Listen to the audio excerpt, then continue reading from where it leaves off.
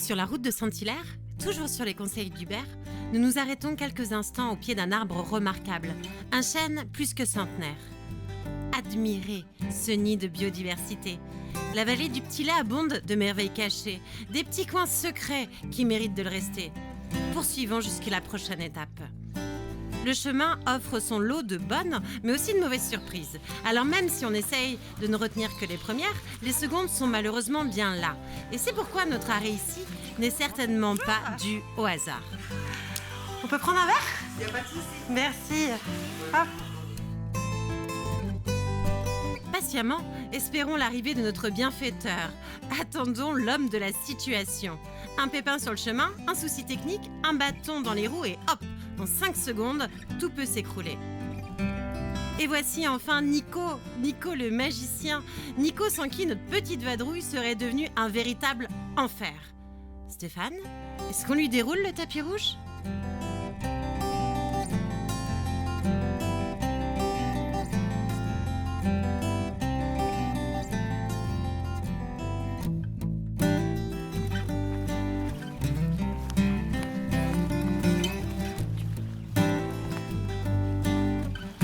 Stéphane, je pense que c'est là. La dame nous a indiqué le lieu-dit Le Bignon à Saint-Hilaire-le-Houy, bâtiment en bois, maraîcher. Je crois que nous avons trouvé notre personnage.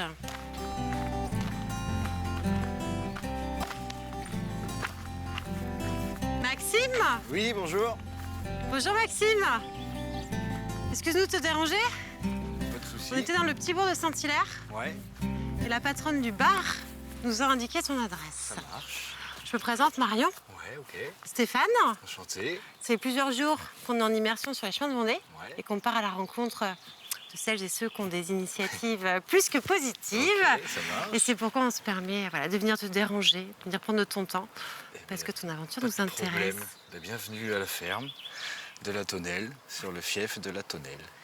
Qu'est-ce Voilà. que la ferme de la Tonnelle ? La ferme de la Tonnelle, c'est du maraîchage diversifié en agriculture biologique. Donc je fais à peu près 28-30 légumes par an, tout confondu, de saison bien entendu.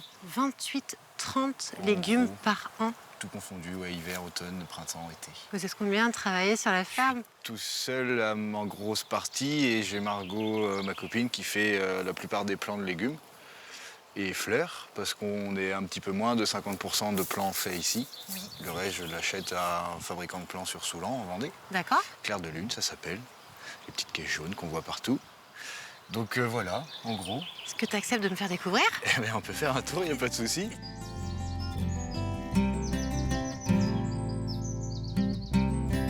Quelle est ta formation, Maxime ? À la base, j'ai un niveau BTS en maintenance industrielle. Ah oui, rien à voir. Je voulais fabriquer des robots quand j'étais petit.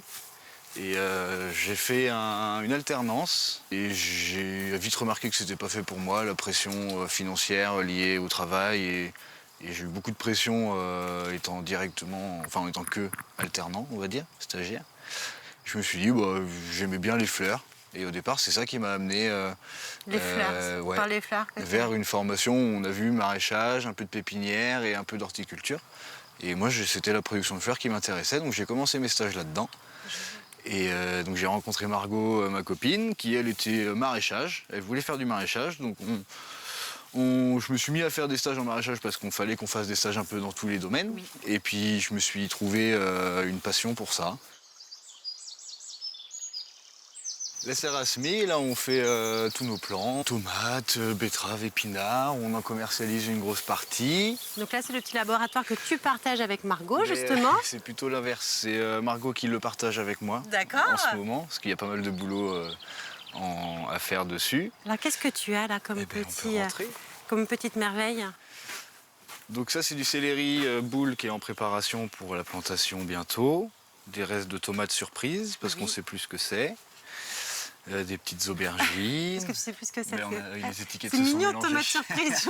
Et du coup, on verra, on les plantera peut-être quand même quelque part. Melons, courgettes, derrière il y a encore des tomates, il y a du concombre, Là, il y a d'autres petites tomates à venir, des poivrons qui se font manger. Et je fais des tests pour espérer un jour ne plus avoir à acheter de tomates à côté. Ouais. Mais ça, c'est pas encore fait. Ça, c'est les projets. Ce sont les projets. Ouais, c'est des projets très loin, on va dire. Oui, mais c'est bien d'avoir des Bah, de projets. toute façon, c'est comme ça qu'on avance. Il faut. Eh bien, je suis Donc, complètement d'accord avec toi. Donc voilà, c'est là où on passe le plus gros de notre temps, de février à mi-mars, avril. Forcément. Et puis après, c'est dehors. Là, j'imagine qu'on arrive sur la période. Là, on est à fond, ouais. Là, on n'arrête pas de bosser, mais en même temps, c'est le printemps, c'est là où il faut bosser. Ouais. C'est le début de la saison, c'est chouette. C'est bien, c'est On vrai. est content. T'es plein d'énergie. Ouais, ça fait pas longtemps, ça fait que je me suis installé en 2020. Donc ça fait ma 3e saison que j'attaque. Ouais, c'est tout neuf. Et donc j'ai plein de choses à apprendre, à faire. Et puis mes équipements commencent à être quasiment fixés. Le hangar est là que depuis la fin d'année dernière. J'ai de l'eau sur la ferme depuis cet hiver. Ouais. Donc je découvre aussi ces petits plaisirs-là. La ferme évolue beaucoup et bouge beaucoup. En très peu de temps, ouais. Ouais. Ouais. C'était des prairies nues au départ. Donc il y avait tout à faire. Donc voilà. On continue, Maxime. Et bien on peut avancer parce Je qu'il fait chaud. suis.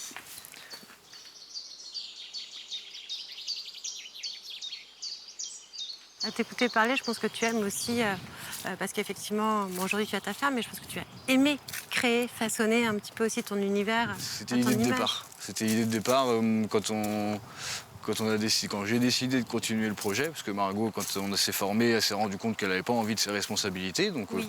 on en a reparlé. Moi j'ai dit bah, je continue.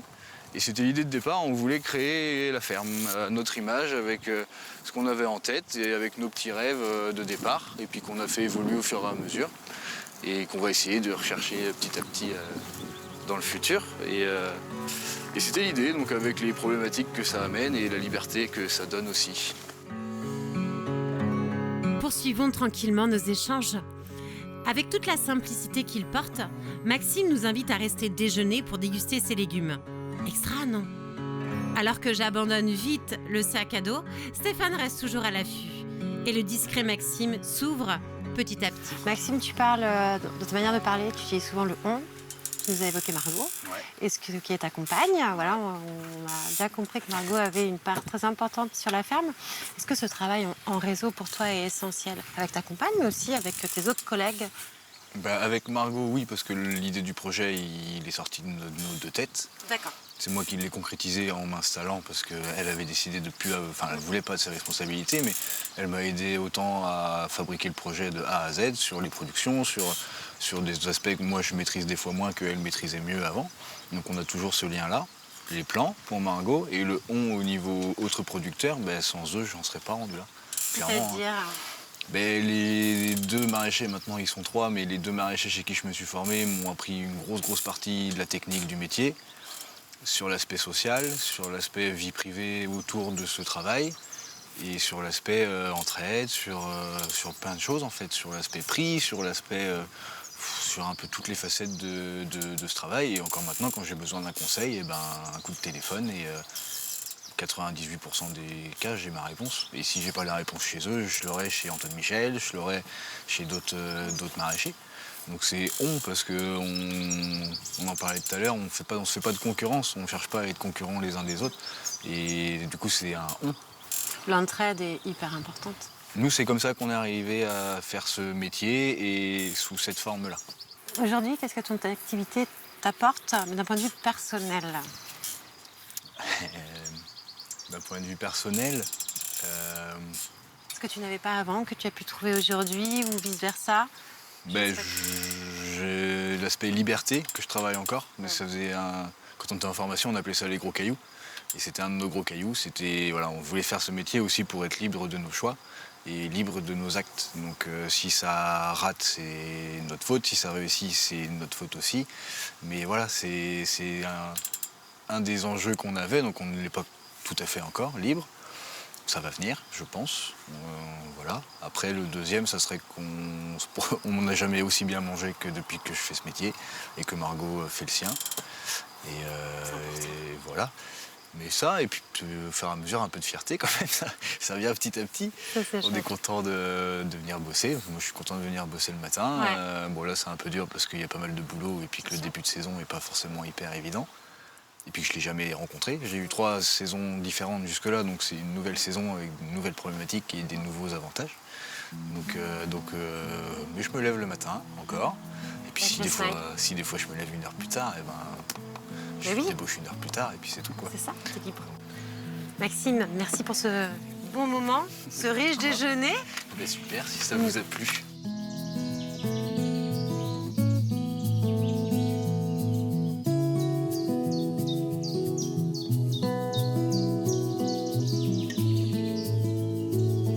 Merci. Non, c'est nous qui te remercions. Et puis à bientôt, j'espère. Eh bien, ça marche. À bientôt. À bientôt.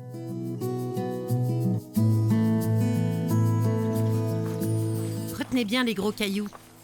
Hyper simple, cette image reflète bien toute une manière de penser. La liberté, cette liberté rêvée, n'a pas de prix. Et Maxime l'a bien compris. Très fort, ce garçon. Derrière une grande timidité qu'il faut vite oublier. Le déterminé Maxime nous a quand même transmis de sacrés messages. Quel plaisir, mais quel plaisir de rencontrer un jeune aussi engagé et bien décidé à réussir tout en respectant 2 mots essentiels et chers à son cœur, liberté et solidarité. Maxime, Margot, soyez-en sûrs, votre avenir est beau, à votre image quoi. Et c'est reparti, reprenons vite le cours de la rivière.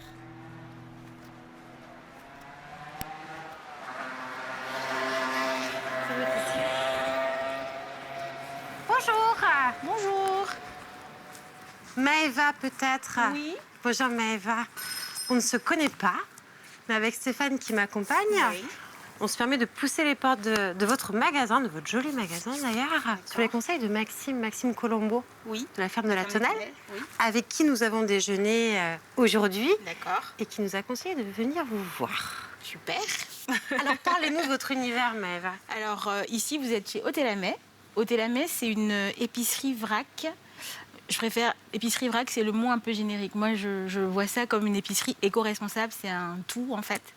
Et l'idée ici, c'était de créer un endroit pour permettre aux gens de Chantonnay et des alentours de consommer différemment. Les personnes qui sont sensibles à leur impact environnemental, à la quantité de déchets qu'ils produisent, au gaspillage alimentaire.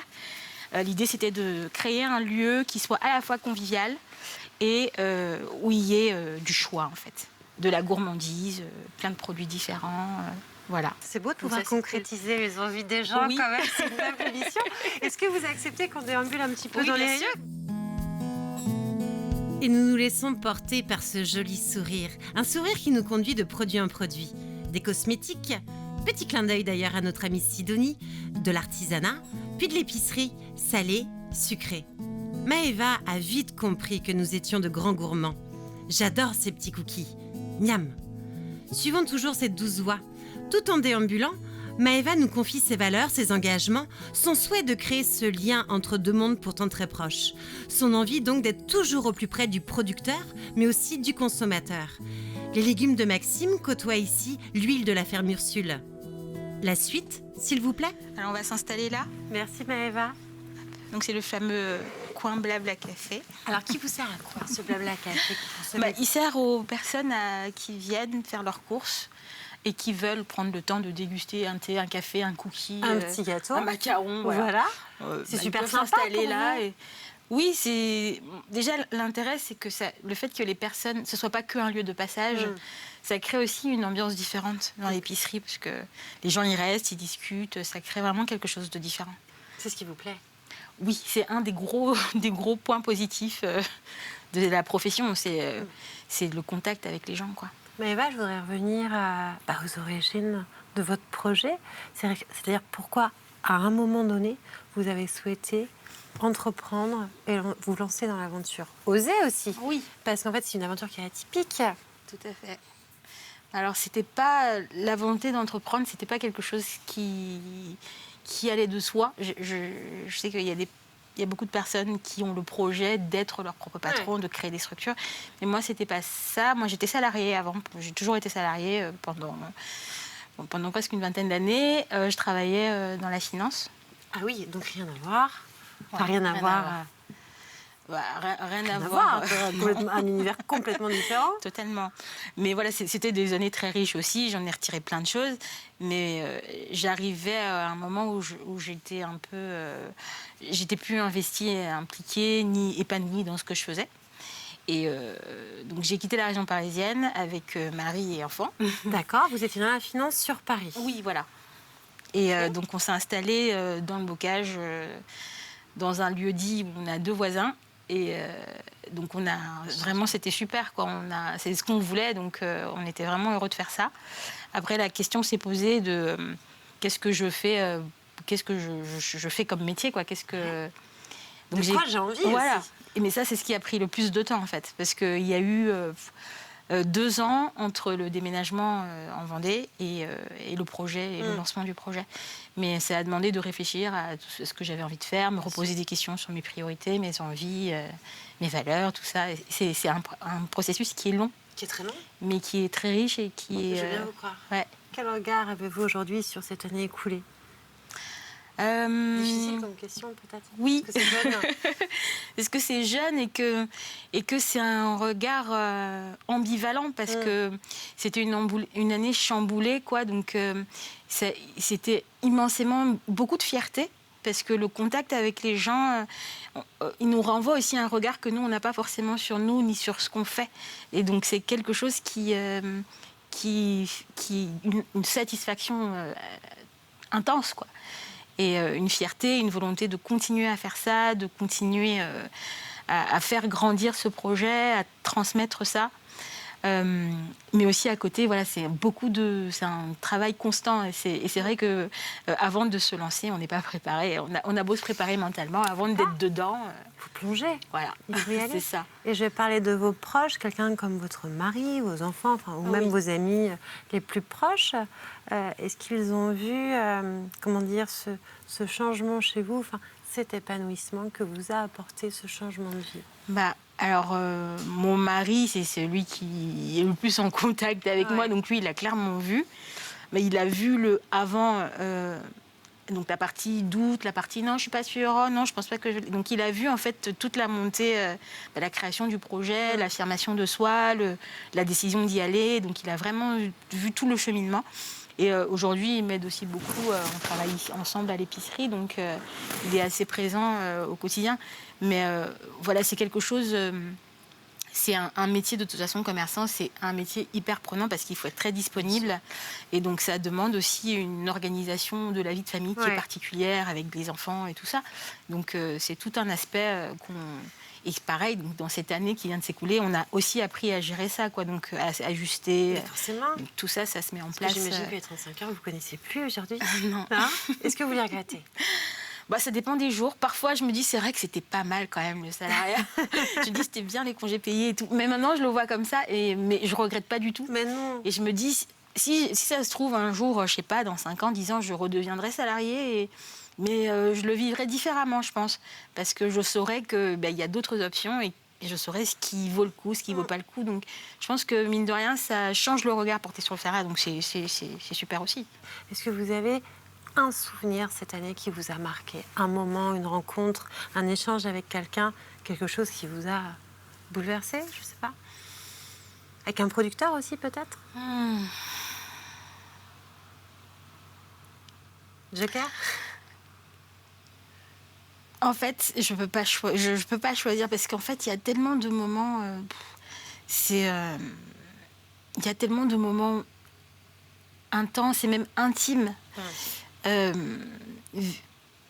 moments qui ne durent pas forcément longtemps, mais qui sont profonds et qu'on vit avec des personnes que je ne connaissais pas il y a 1 an, quoi. Et c'est vrai que avec qui on tisse des relations qui sont aujourd'hui des relations d'amitié qui sortent du cadre du travail.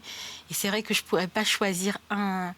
Voilà, c'est des relations... je ne pourrais pas choisir un seul moment. Après, si indépendamment des partenaires avec qui on collabore, un moment vraiment fort, c'était le jour de l'ouverture, c'était un truc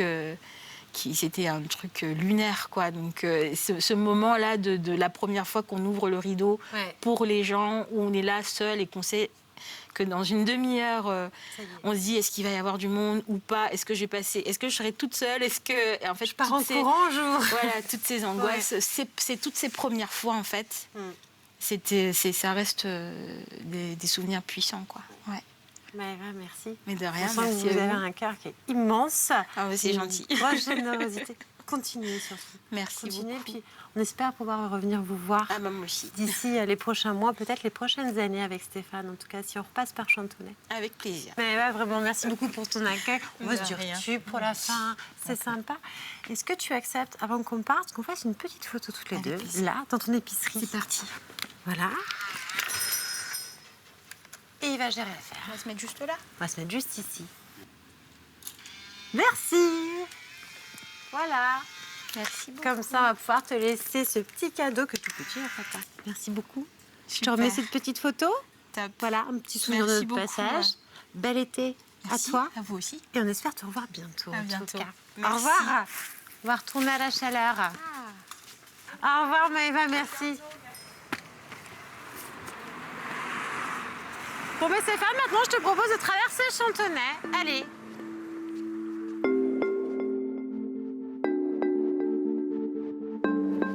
Chantonnay, cadre d'art.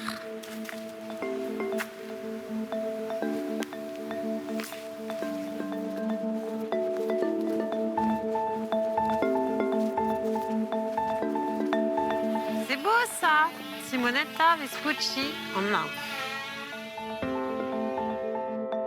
Maëva a très vite appris. Elle a su rapidement maîtriser notre territoire pour connaître toutes les facettes de notre terroir. Cette femme aime. Elle aime tant son client que son fournisseur.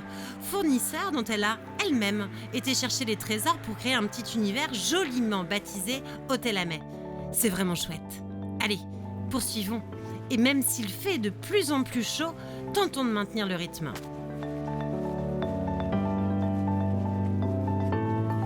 Bonjour. Bonjour madame. Votre enseigne nous a tout de suite attirés avec la chaleur qu'il fait. Je Oui, il fait vous chaud avoue aujourd'hui. que ça fait du bien Oui. de se retrouver chez vous. Je me présente, je m'appelle Marion. Oui, enchanté. Quel est votre prénom? Cédric. Vous avez accepté de partager un petit moment avec nous, Bah, Cédric? évidemment. On se dit Allez. tu? On se dit tu. On se dit tu. On se dit tu. Alors, où est-ce qu'on se trouve ici? Qu'est-ce que la cave de l'Arquignon? Alors, la cave de l'Arquignon, bah, c'est la cave bar, parce que maintenant on a aussi une partie bar à vin et bar à bière, Au fond. où on reçoit nos clients pour échanger, s'ils veulent boire un petit coup tranquillement, échanger entre eux. Et on est aussi cave où on vend du vin, de la bière et des spiritueux.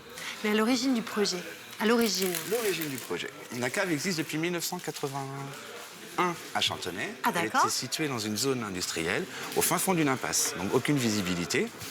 Elle a été rachetée par mon associé en 2006. Donc vous êtes deux. Nous sommes deux, Cédric et Sébastien, les deux cavistes de Chantonnay, un moustachu, un barbu. Bon, voilà la petite anecdote. Super. Et on a décidé de déménager quand moi j'ai rejoint Sébastien, parce que moi j'ai un petit parcours un peu atypique dans le milieu. J'étais avant tout vendeur de vin, mais en gros. C'est-à-dire que Sébastien, mon associé, était avant un de mes clients. Voilà, je travaillais pour des producteurs et je proposais leurs produits aux cavistes, aux restaurateurs et tout ça.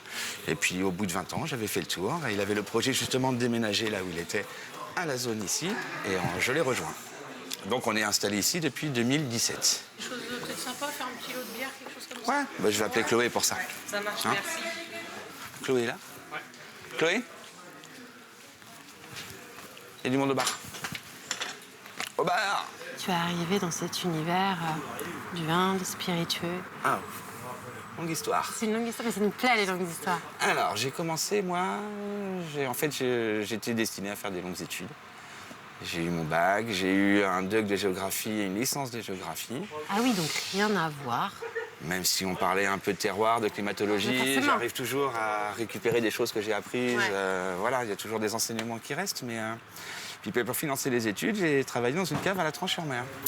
Donc tu es vendéen d'origine. Ah oui, le Vendéen d'origine, de Sainte-Cécile exactement, à côté. Et puis de fil en aiguille, d'une saison, après j'y allais le week-end. Et puis de fil en aiguille, j'ai passé plus de temps à travailler à la cave qu'à faire mes études. C'est quelque chose qui t'a plu. Voilà. Et D'abord puis, pour le vin peut-être? D'abord pour le commerce et Pour le vin. commerce, d'accord. Je ne suis pas sûr que je serais capable de vendre autre chose. Ok. La particularité du vin, c'est qu'on est sur des produits très affectifs, en fait. C'est pas une machine à laver. Une fiche technique ne suffit pas pour expliquer ce qui est dans une bouteille. Moi, je me considère comme un vecteur d'histoire, en fait, un passeur d'histoire. Quand on débouche une bouteille le dimanche midi en famille, On ne pose pas à la bouteille et on sert et on n'en parle pas. On parle toujours de la bouteille. On aime ou on n'aime pas, tiens. Donc moi, mon rôle, c'est de raconter un petit peu ce qu'il y a dans le vin, de par le vigneron qu'il a fait, son terroir, et puis que ce soit après répété pendant le repas et que tout le monde sache ce qu'il y a dans son verre, en fait. Qu'est-ce que ça t'apporte, tout ça? Beaucoup de richesses, beaucoup de rencontres. Forcément. Je travaille des produits qui sont faits par des gens, donc... Et tu n'as jamais hyper été lassé, important. tu n'as jamais été lassé. Mais quand j'ai été lassé de vendre des produits en grand nombre à des professionnels, eh ben, j'ai changé, je suis arrivé à la cave de l'Arquignon avec Sébastien pour en parler au consommateur final. En fait, c'est ce qui me manquait. Quand on parle avec le client qui va boire la bouteille, voilà, quand il revient puis qu'il est content, qu'il a apprécié la bouteille, ben, on a gagné. Puis je me couche ce soir, je suis content. Ouais. Ça va pas plus loin. Salut Vincent. Ben, ça va et toi? Bonjour. Marion. Donc, Marion, Vincent, Orion, domaine de la Barbinière dont on parlait tout à l'heure. J'entendais alors. Cédric, passeur d'histoire? Mais c'est exactement ça, puisqu'il a déjà évoqué ce fameux domaine de la Barbinière, apparemment situé à quelques pas de l'Arquignon. Je me rassois. Bonjour Vincent.